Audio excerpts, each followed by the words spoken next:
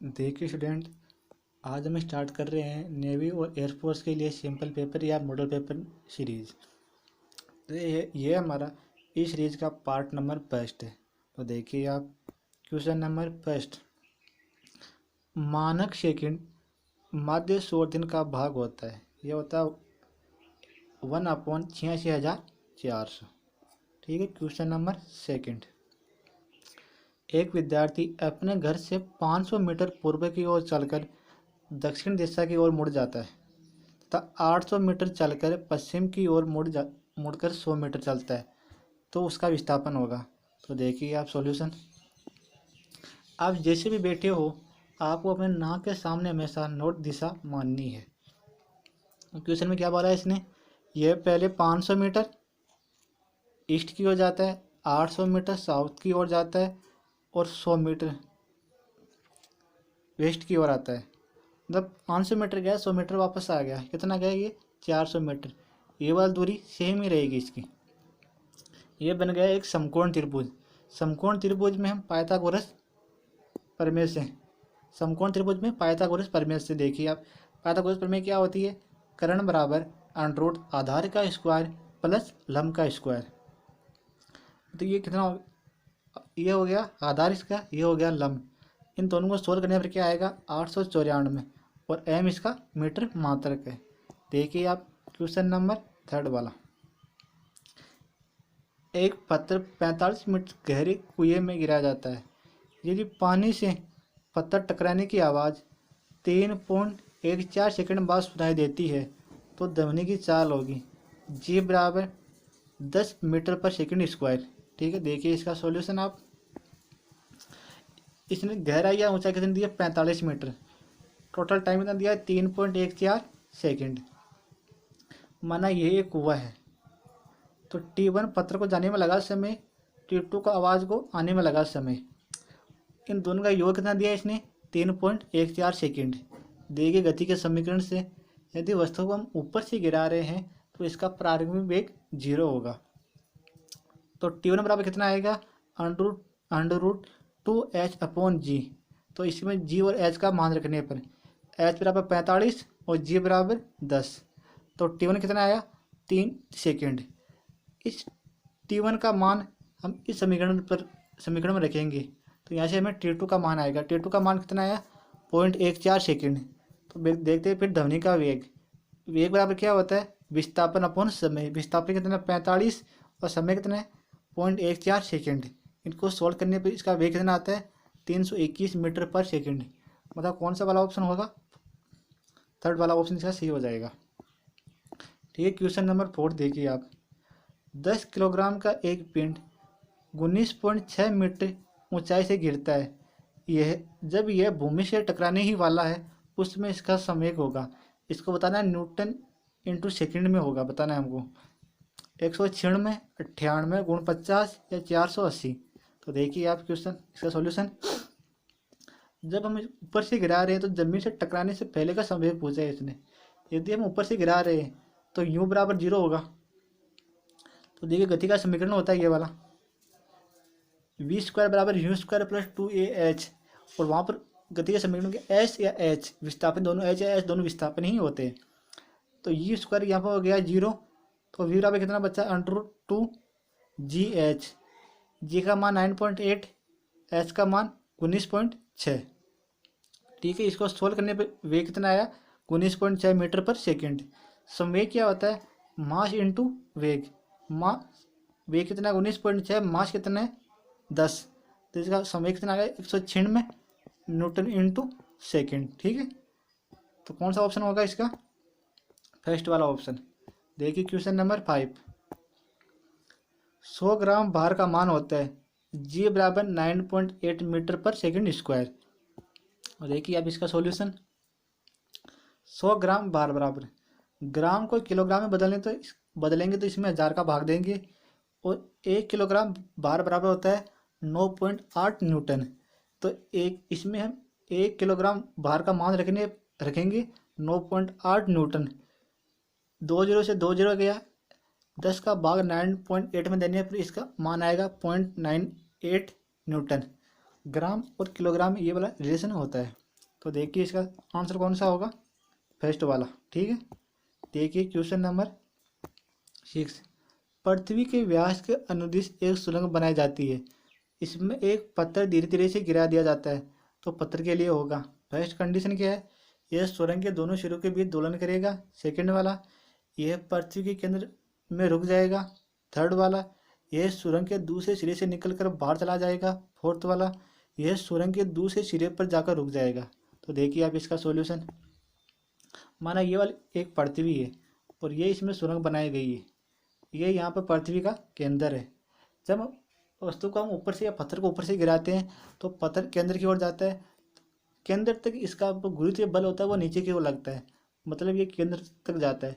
जब ये केंद्र पर आता है तो इसका वेग मैक्सिमम हो जाता है और ये पत्थर केंद्र पर रुक नहीं पाता है, तो ये पत्थर नीचे की ओर जाना स्टार्ट हो जाता है।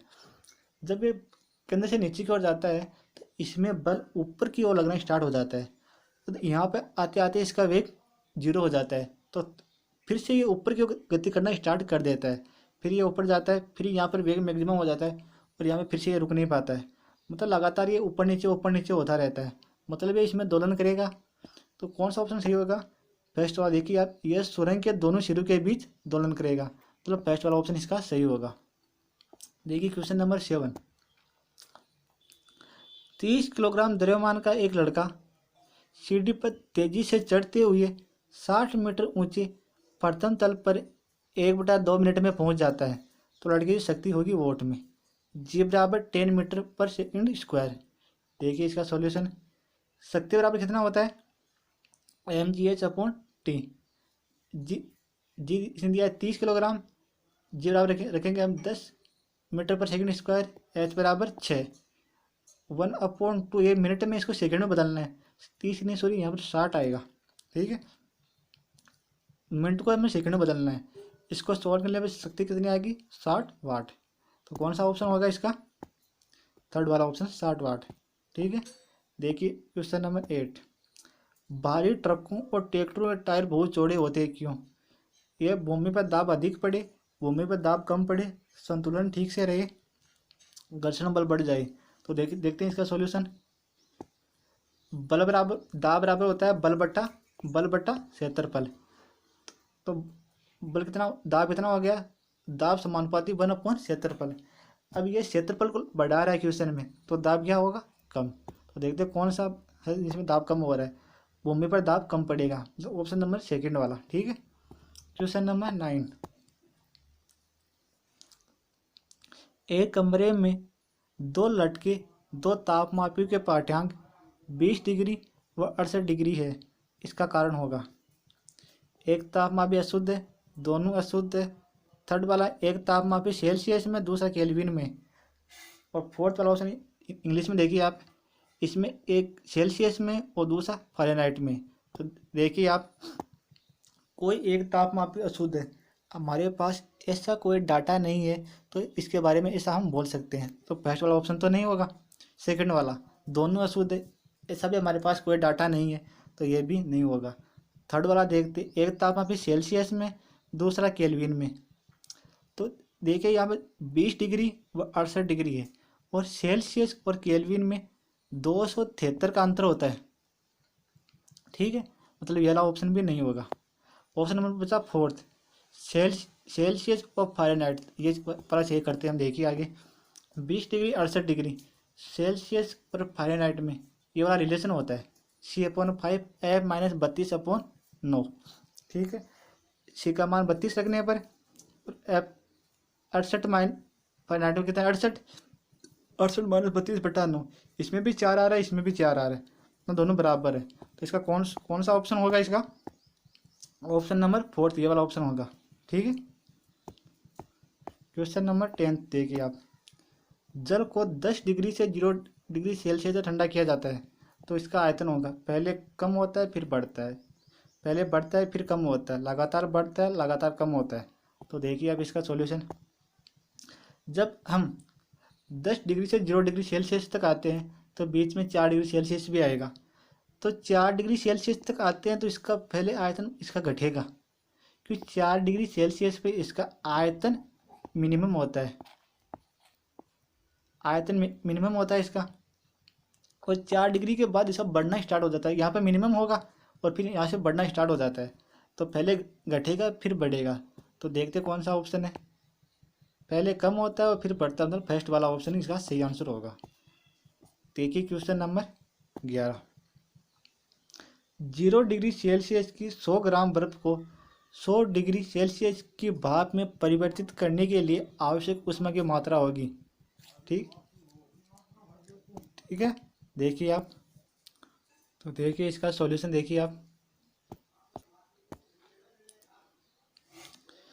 पहले बर्फ को पानी में बदलते हैं, फिर पानी का ताप 100 डिग्री सेल्सियस करते हैं, फिर इसका ताप 100 डिग्री सेल्सियस पे ये भाप में स्टार्ट हो जाता है।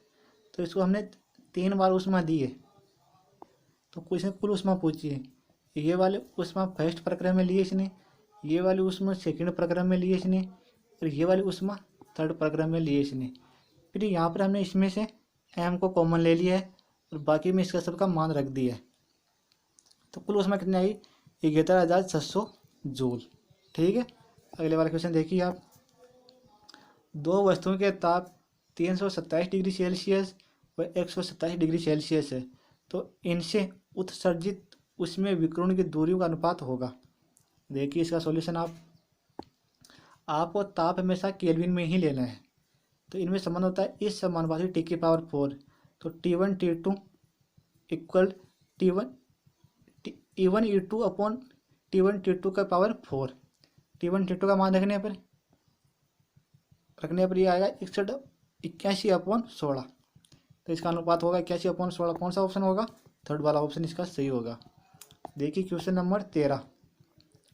एक तरंग की चाल 60 मीटर पर सेकेंड है तथा आवर्ती 30 हर्ट्ज है। इसके दो समवर्ती कण जो 180 डिग्री के कलांतर पर है, तो इनके मध्य न्यूनतम दूरी होगी 12, 30, 6, 15। देखिए आप सॉल्यूशन इसका। वेग कितना दिया 360 मीटर पर सेकेंड और इसकी आवर्ती कितनी है 30 हर्ट्ज। तो लेमडा कितना होगा, लेमडा क्या होता है वेग अपन आवर्ती 360/30 मतलब 12 मीटर। लेमडा कितना आ गया 12 मीटर। ये 12 मीटर आया पूरी तरंग के लिए। पर ये क्या बोल रहा है क्वेश्चन के अंदर कि 180 डिग्री कलांतर तक ही, मतलब यहाँ पे कितना होगा λ/2। λ/2 होगा, लेमडा डेश यहाँ पे निकालना है न्यू वाला। लेमडा डेश कितना होगा λ/2। लेमडा का मान कितना है 12 रखने पर लेमडा डेश कितना आएगा 6। तो इसका ऑप्शन होगा 6 मीटर। देखिए कौन सा ऑप्शन सही है इसका, थर्ड वाला ऑप्शन इसका सही ऑप्शन होगा। ठीक है, क्वेश्चन नंबर 14 वाला देखिए आप। एक मनुष्य समतल दर्पण से 2 मीटर पर सेकंड के वेग से दूर जा रहा है, तो वह अपने प्रतिबिंब से किस वेग से दूर जा रहा है। 2 मीटर पर सेकंड, 4 मीटर पर सेकंड, 1 मीटर पर सेकंड कह नहीं सकते। तो देखिए इसका सॉल्यूशन। इसकी ट्रिक क्या होती है, प्रतिबिंब से दूर जाने का वेग, बिंब के पास आने का वेग, ये वेग कितना दिया है 2 मीटर पर सेकंड, 2 × 2 4 मीटर पर सेकंड। मतलब ये अपने प्रतिबिंब से 4 मीटर पर सेकंड वेग से दूर जा रहा है। कौन सा ऑप्शन होगा, सेकंड वाला ऑप्शन इसका सही होगा। देखिए आप क्वेश्चन नंबर 15। किसी अवतल दर्पण के लिए 40 सेमी दूर वस्तु रखने से उसका प्रतिबिंब उसी स्थान पर बनता है, तो दर्पण की फोकस दूरी होगी 40 सेंटीमीटर, 60, 20, 80। इसने क्वेश्चन में अवतल दर्पण बोला। तो देखिए आप सॉल्यूशन इसका। एक अवतल दर्पण है ये वाला। तो अवतल दर्पण एक ही कंडीशन ऐसी होती है कि जहाँ पर हम बिंब रखें वहीं पर उसका प्रतिबिंब बने, मतलब ये सेंटर पर होता है। ऐसी कंडीशन सेंटर पर होती है, और सेंटर और ध्रुव के बीच की दूरी होती है, उसको हम त्रिज्या बोलते हैं आर। और फोकस दूरी और त्रिज्या में संबंध होता है, फोकस दूरी बराबर क्या होता है r/2। आर कितना दिया इसने 40 मीटर, 40 सेंटीमीटर दिया। एक मिनट देखते हैं क्वेश्चन के अंदर। 40 सेंटीमीटर है, 40 सेंटीमीटर है। तो आर फोकस दूरी कितनी होती है r/2। आर का मान रखने पर 40/2 मतलब 20 सेंटीमीटर। तो ऑप्शन कौन सा होगा इसका, सेकंड वाला 20 सेंटीमीटर ऑप्शन होगा इसका। ठीक है, आगे देखिए क्वेश्चन नंबर 16। एक झील की गहराई है 10 मीटर। यदि वायु की अपेक्षा जल का अपवर्तनांक 4/3 हो, तो झील की तली में रखा एक बिंदु प्रकाश स्रोत से आता है, प्रकाश तल से कितना ऊपर उठा हुआ प्रतीत होता है। अब उठा हुआ प्रतीत होता है, देखिए आप इसका सॉल्यूशन। अपवर्तनांक बराबर होता है वास्तविक गहराई अपन प्रतीत होने वाली गहराई। अपवर्तनांक कितना दिया इसने 4/3, वास्तविक गहराई दी इसने 10 और प्रतीत होने वाली गहराई को हम डी मान लेते हैं। तो डी मान लेते हैं, डी बराबर कितना आएगा 7.5 मीटर, मतलब प्रतीत होने वाली गहराई कितनी है 7.5 मीटर। पर ये क्वेश्चन देखिए, आप क्वेश्चन को सही से पढ़िए। इसने बोला कि तल से कितना ऊपर उठा हुआ प्रतीत होता है, इसने प्रतीत होने वाली गहराई नहीं पूछी, तल से कितना ऊपर उठा हुआ है। तो तल से ऊपर उठा हुआ निकालने के लिए हमको वास्तविक गहराई से प्रतीत होने वाली गहराई को माइनस करना है। तो इसमें माइनस करने पर कितना आया, ऊपर उठी हुई ऊंचाई कितनी होगी 2.5 मीटर। ठीक है, तो कौन सा ऑप्शन होगा इसका, ये थर्ड वाला ऑप्शन इसका सही आंसर होगा। ठीक है, क्वेश्चन नंबर देखिए 17। यंग के प्रयोग में यदि शील्ड के बीच की दूरी आधी कर दी जाए तो शील्ड से पर्दे के बीच की दूरी को 2 गुना कर दिया जाए तो फ्रिंज की चौड़ाई हो जाएगी।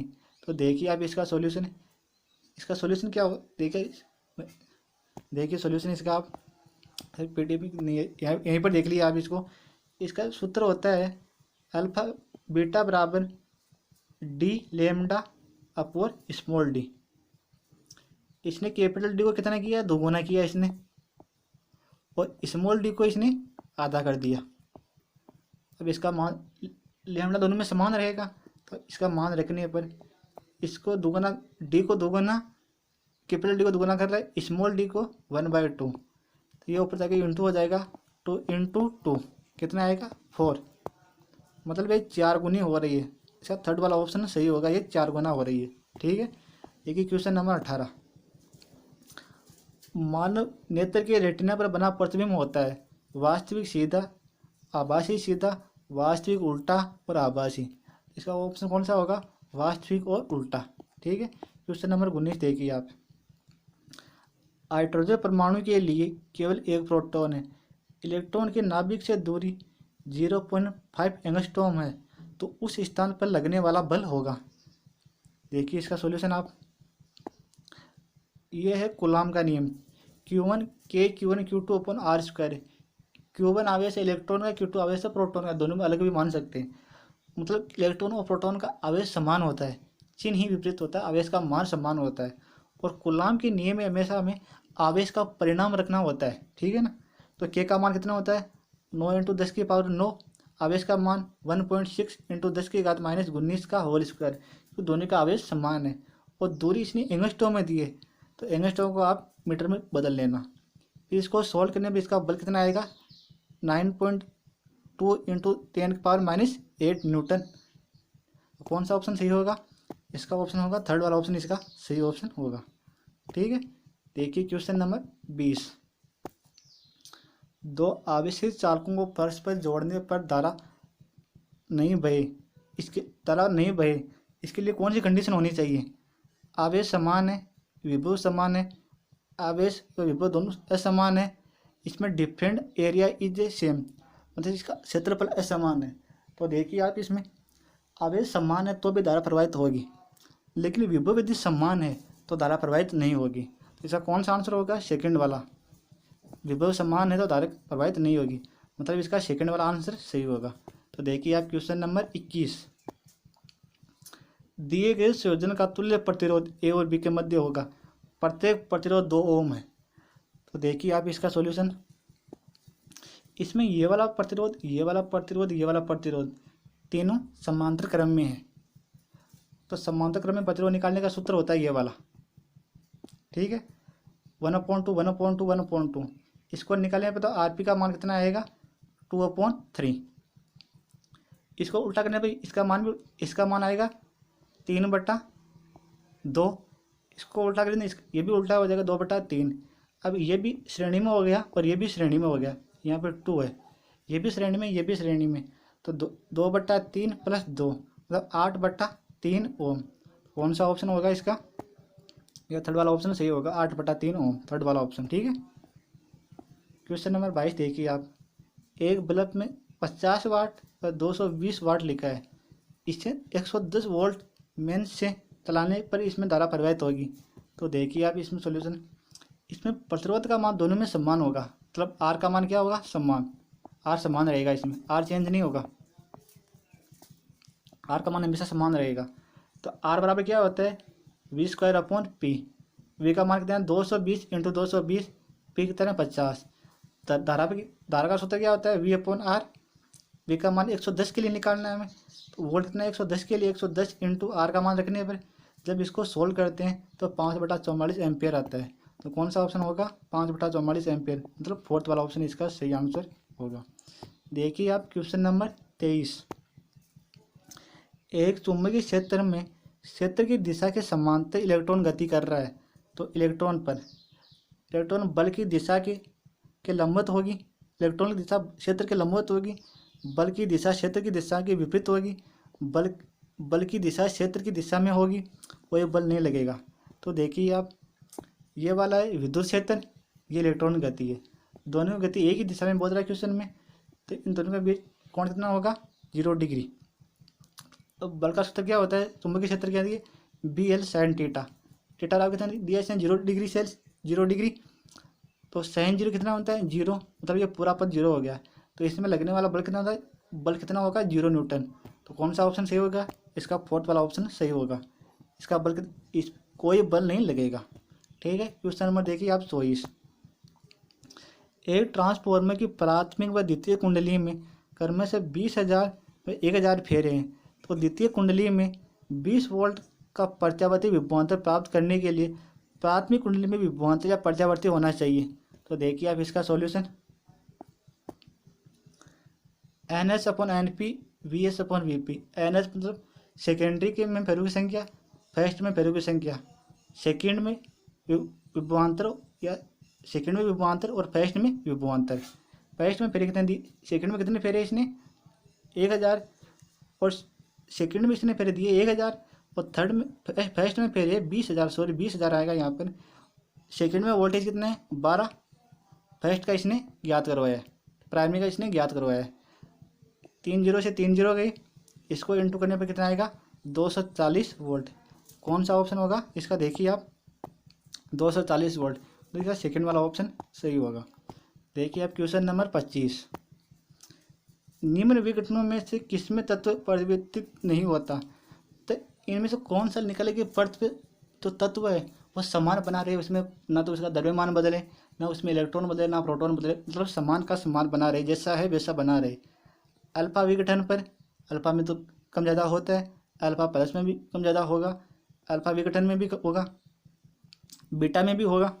तो कौन सा बचा है, गामा विघटन। गामा विघटन होने पर तत्व समान बना रहता है, इसमें कोई चेंज नहीं होता है। तो देखिए हमारा यहीं पर हमारा आज के 25 क्वेश्चन पूरे होते हैं। यदि आपको वीडियो पसंद आया तो वीडियो को लाइक करना, कमेंट करना